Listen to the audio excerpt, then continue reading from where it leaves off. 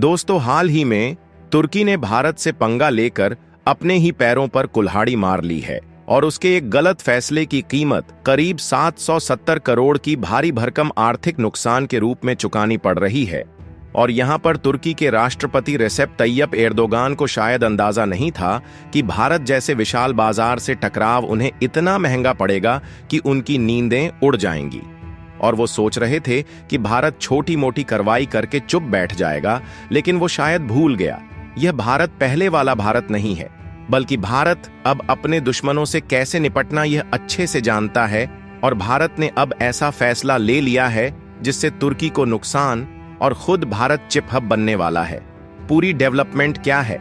आइए समझते हैं आज की इस वीडियो में। लेकिन आगे बढ़ने से पहले इस वीडियो को एक लाइक करके चैनल को सब्सक्राइब जरूर कर लीजिए, क्योंकि यह आपके लिए सिर्फ 1 सेकंड का काम है, लेकिन इससे हमारी काफी बड़ी मदद होती है। दरअसल तुर्की के पाकिस्तान प्रेम ने उसे अब तक का सबसे बड़ा आर्थिक नुकसान दे डाला है, क्योंकि अब भारत की नाराजगी का असर सिर्फ विदेश नीति में नहीं, बल्कि तुर्की की अर्थव्यवस्था की नसों तक पहुंच चुका है। और देखते ही देखते बॉयकॉट तुर्की मुहिम ने अब वहां बूमिंग डेस्टिनेशन वेडिंग इंडस्ट्री को भी हिलाकर रख दिया है, जहां तुर्की की तरफ से पाकिस्तान का खुला समर्थन जताने के बाद भारत के वेडिंग प्लानर्स और परिवारों में भारी नाराजगी देखने को मिल रही है, जिसका नतीजा यह हुआ कि भारतीयों ने तुर्की में शादियां करवाने से हाथ खींच लिया है। और इससे तुर्की को सीधा $9 करोड़ यानी करीब 770 करोड़ रुपए का नुकसान हो सकता है, क्योंकि देखा जाए तो भारतीय शादियां तुर्की की वेडिंग टूरिज्म इंडस्ट्री की जान मानी जाती थीं। जहां पिछले साल यानी 2024 का रिकॉर्ड देखे तो तुर्की ने 50 बड़ी भारतीय शादियों की मेजबानी की थी, जिनमें से हर एक की लागत औसतन $30 लाख यानी कि करीब 25 करोड़ रुपए थी, जबकि कुछ की लागत तो इतनी ज्यादा थी कि वो 66 करोड़ तक के बजट में पहुंच गई। आमतौर पर इन शादियों में 500 से ज्यादा मेहमान, Bollywood celebrity, high net worth individuals और महंगी सजावट का तामझाम शामिल होता था, जिससे न सिर्फ लोकल वेंडर्स को फायदा होता था, बल्कि तुर्की को एक ग्लोबल लग्जरी डेस्टिनेशन के रूप में पहचान भी मिलती थी। लेकिन ऑपरेशन सिंदूर के बाद भारत और तुर्की के बीच बढ़ते तनाव के चलते भावनात्मक रूप से आहत भारतीयों ने प्रतिक्रिया देना शुरू कर दिया है, और इसका सबसे बड़ा असर तुर्की के टूरिज्म और वेडिंग इंडस्ट्री पर पड़ा है। और अब तक 2000 से अधिक टूरिस्ट बुकिंग्स रद्द हो चुकी हैं, जिससे करोड़ों रुपए का नुकसान हुआ है। लेकिन इसमें सबसे बड़ी मार लग रही है डेस्टिनेशन वेडिंग सेक्टर को, क्योंकि 2025 में काफी सारी शादियां तुर्की में होने वाली थी, लेकिन अब 50 में से 30 शादियां अधर में लटक गई हैं। और देखा जाए तो इनमें से हर एक शादी का औसत बजट लगभग 25 करोड़ रुपए होता है, जिससे तुर्की को सीधे तौर पर 770 करोड़ रुपए यानी करीब $90 मिलियन का झटका लग सकता है।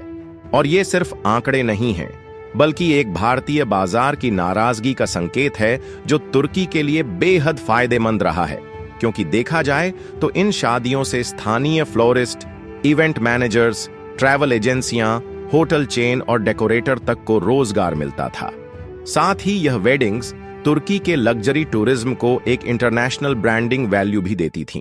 जिसे किसी विज्ञापन से हासिल करना काफी ज्यादा मुश्किल रहता है। यहां पर आपको बता दें, 2024 में तुर्की की कुल वेडिंग टूरिज्म आय $3 अरब रही थी, जिसमें भारतीय शादियों की हिस्सेदारी करीब 3% यानी $14 करोड़ थी। और अकेले इस इंडस्ट्री से जुड़े नुकसान के अलावा इसका असर तुर्की के कुल 61.1 अरब के टूरिज्म सेक्टर पर भी पड़ सकता है, क्योंकि रिपोर्ट्स के मुताबिक अब भारतीय परिवार तुर्की की जगह इटली और यूएई जैसे देशों को देख रहे हैं। साथ ही देश के अंदर ही उदयपुर, जयपुर, गोवा और केरल जैसे शाही और कल्चरल डेस्टिनेशन में बुकिंग बढ़ गई है। ऐसे में तुर्की के राष्ट्रपति रजब तैयब एर्दोगान के लिए यह आर्थिक झटका सिर्फ संख्याओं का नहीं, बल्कि डिप्लोमैटिक रणनीति की असफलता का संकेत भी है। अगर भारत जैसे बड़े बाजार से नाराजगी बनी रही तो न सिर्फ वेडिंग टूरिज्म बल्कि अन्य सेक्टर भी इसकी चपेट में आ सकते हैं। लेकिन इसी बीच भारत सरकार ने ताइवानी टेक कंपनी फॉक्सकॉन को उत्तर प्रदेश में 3,700 करोड़ रुपये के निवेश से सेमीकंडक्टर प्लांट लगाने की मंजूरी दे दी है, जहां यह प्लांट नोएडा के पास बन रहे जेवर एयरपोर्ट के नजदीक स्थापित किया जाएगा। और यह प्रोजेक्ट भारत की मशहूर आईटी कंपनी HCL ग्रुप के साथ एक ज्वाइंट वेंचर है और साल 2027 तक इसे पूरी तरह से शुरू कर दिया जाएगा। आपको बता दें, यह यूनिट एक OSAT यानी कि outsourced semiconductor assembly and testing सुविधा होगी, जिसका मतलब है कि यहां बड़े पैमाने पर चिप्स की टेस्टिंग और पैकेजिंग की जाएगी, जहां इन चिप्स का इस्तेमाल स्मार्टफोन, लैपटॉप, पीसी, ऑटोमोबाइल और अन्य डिजिटल डिवाइसेस में होने वाले डिस्प्ले ड्राइवर्स को पावर देने में होगा। और जब यह यूनिट पूरी तरह से चालू हो जाएगी तो यह हर महीने लगभग 20,000 वेफर्स का प्रोडक्शन करेगी और इससे तैयार होने वाली चिप यूनिट्स की अनुमानित संख्या 36 मिलियन प्रति माह होगी। खास बात यह है कि भारत सरकार ने इस योजना को भारत सेमीकंडक्टर मिशन के तहत हरी झंडी दी है और यह मिशन कुल 76,000 करोड़ रुपए का है, जिसका मकसद भारत को वैश्विक सेमीकंडक्टर हब बनाना है, जहां इस योजना के तहत फॉक्सकॉन को कुल लागत का 50% तक सरकार की ओर से वित्तीय सहायता मिल सकती है। हालांकि अभी प्रोत्साहन राशि के बारे में विस्तृत जानकारी सामने नहीं आई है।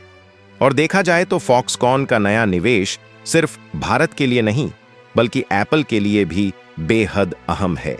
क्योंकि एप्पल पहले से ही भारत में आईफोन का प्रोडक्शन कर रहा है और अब वह अपनी मैन्युफैक्चरिंग क्षमता को दोगुना करने की योजना बना रहा है, क्योंकि चीन में बढ़ते भू राजनीतिक तनाव के चलते एप्पल और कई अन्य कंपनियां अपनी सप्लाई चेन को विविधता देने के लिए भारत जैसे विकल्पों पर जोर दे रही हैं, जिसके चलते एप्पल भारत में आईफोन के अलावा एयरपॉड्स और स्मार्ट वियरेबल्स का भी प्रोडक्शन बढ़ा रहा है। और यह पहली बार नहीं है जब फॉक्सकॉन ने भारत में सेमीकंडक्टर सेक्टर में कदम रखा है, क्योंकि इससे पहले कंपनी ने वेदांता ग्रुप के साथ एक साझेदारी की थी जो आगे नहीं बढ़ पाई थी। लेकिन अब HCL के साथ यह नया प्रयास भारत के लिए तकनीकी आत्मनिर्भरता की दिशा में एक बड़ा कदम है, क्योंकि सेमीकंडक्टर निर्माण दुनिया के सबसे जटिल तकनीकी उद्योगों में गिना जाता है और फॉक्सकॉन की यह पहल भारत को भविष्य में एक टेक्नोलॉजी हब बनाने में मदद कर सकती है और इससे आने वाले समय में भारत में हजारों लोगों को रोजगार मिलने की भी उम्मीद है। ऐसे में भारत सरकार द्वारा चिप के क्षेत्र उठाया गया यह कदम काफी सराहनीय है। वैसे भारत के इस कदम के बारे में आपकी राय क्या है? कमेंट बॉक्स में जरूर बताइएगा और यदि इंफॉर्मेटिव लगी है तो इसे लाइक करके अपने दोस्तों के साथ शेयर करना ना भूले और इसी तरह की और भी इंफॉर्मेटिव वीडियो पाने के लिए चैनल को सब्सक्राइब अवश्य करें। जय हिंद, जय भारत,